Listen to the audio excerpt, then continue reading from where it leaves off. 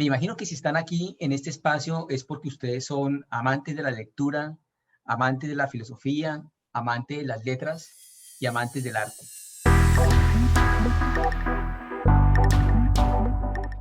Y sin duda, si hay una autora que nos ayuda a entender el sentido de un programa de este estilo, es la profesora Martha Nussbaum, una intelectual norteamericana que de distintas maneras ha hecho indagaciones y ha propuesto intervenciones en torno a la importancia de pensar las humanidades y la filosofía no solamente como un horizonte de interpretación de nuestra tradición del pensamiento, sino sobre todo el lugar que los seres humanos tenemos en esta viaje por el pensamiento humano. Y hay una cosa que ella dice bien interesante a propósito de este tiempo de la productividad y del comercio del libre mercado en el que nos ubicamos. Y ella dice, hay una pregunta fundamental que hay que hacerse, y es que en el tiempo contemporáneo hay que apostarle a un nuevo paradigma, y es el paradigma del desarrollo humano.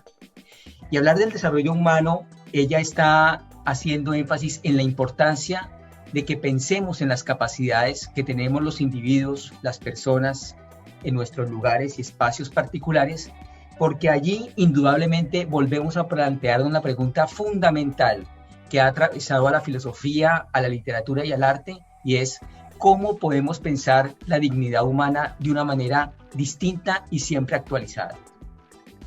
¿Por qué es relevante esta pregunta en este tiempo? Porque si estamos pensando en estudiar un programa de filosofía y humanidades en el que trabajamos áreas como la filosofía, la literatura y el arte, es porque consideramos que esta pregunta de la dignidad humana se circunscribe en un lugar de pensamiento democrático, abierto, libre y participativo. ¿Eso qué significa? Yo creería, y ha sido mi experiencia porque, bueno, escribo, pues doy clases en la universidad obviamente, hago investigación de campo siendo filósofo con profesores y estudiantes del distrito de Barranquilla y su área metropolitana, en proyectos de ética y pensamiento crítico, pues me he encontrado que cuando me acerco a los estudiantes de nuestro pregrado y cuando me acerco a estudiantes inquietos por la filosofía, la literatura y el arte, a la base hay el interés de desarrollar algunas aptitudes. Por un lado, creo que está la aptitud de aprender a cuestionar la realidad política, la realidad económica, la realidad cultural, que sin lugar a dudas tienen que ver con la manera como pensamos nuestra nación y cómo ubicamos nuestra nación en el contexto cosmopolita del mundo. Eso, sin lugar a dudas, lo ofrece la filosofía, la literatura y el arte. En segundo lugar, una aptitud para reconocer a los otros y a las otras como ciudadanos y miembros del mundo. Si algo tiene el discurso de nuestro programa es que es un discurso abierto a distintas creencias de religión, de raza, de orientación sexual, de convivencia con los seres humanos, y allí indudablemente pues el respeto es uno de los elementos fundamentales de nuestro programa, porque allí nos interesa el valor de cada quien como persona y el hecho de defender su condición de fin como se merece cualquier persona bajo la condición humana. En tercer lugar, yo creo que cuando uno estudia filosofía, literatura y arte es porque le interesa, le afecta directamente y vivencialmente la vida de las otras personas. Uno podría pensar que filosofía, literatura y arte es simplemente acercarse a las obras que se han producido en estas áreas. Pero las obras nos sirven como una puerta de entrada para comenzar a pensar y a interesarnos en que con lo que pensamos, con lo que sentimos y con lo que expresamos, podemos transformar las vidas y el espíritu de muchas personas. En cuarto lugar, creo que la actitud de imaginar una variedad de asuntos complejos.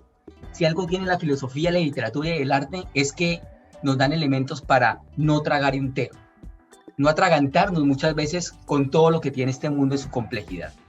Es aprender a reflexionar asuntos sobre la infancia, la familia, las diferencias sexuales, las diferencias políticas, las diferencias culturales, las relaciones interpersonales, un evento absolutamente contemporáneo como es la enfermedad, la muerte, y cómo a partir de eso vuelve a surgir la vida, pues son asuntos complejos que podemos pensar desde nuestras áreas disciplinarias. En quinto lugar, esto es fundamental. Si algo hay cuando queremos estudiar filosofía, literatura y arte, es que existe la aptitud para emitir un juicio crítico. No solamente para pensar críticamente, emitir el juicio. Todo el tiempo las redes sociales, los medios de comunicación, los políticos, los juicios que hay. Por ejemplo, en este momento Colombia está en una coyuntura muy particular porque acaban de identificar que el presidente de la Corte Suprema de Justicia, una institución eminentemente pulcra en el Estado, pues se ve involucrada por corrupción. Necesitaría de nosotros una emisión de un juicio crítico para que sepamos que esas ideas y esas prácticas humanas que muchas veces van en contra de la dignidad humana, hay que volverlas a pensar. Y finalmente, una aptitud para pensar en el bien común. Una aptitud para pensar que nuestra nación no está sola en el mundo. Hacemos parte de una visión cosmopolita, y esa visión cosmopolita, ¿quién nos la regala? Una visión de pensamiento abierto en la frontera, en la manera de pensarnos distinta, y eso sin lugar a dudas lo ofrece la filosofía, la literatura y el arte. No sé, si a mí otra vez me ofrecieran estudiar filosofía, literatura y arte, yo me emocionaría mucho si a mí me ayudan a formar estas aptitudes. Vamos a ver qué tanto de esto ocurre realmente en el plan de estudios y en nuestro programa de Filosofía y Humanidades de la Universidad del Norte. Bienvenidos a este espacio nuevamente.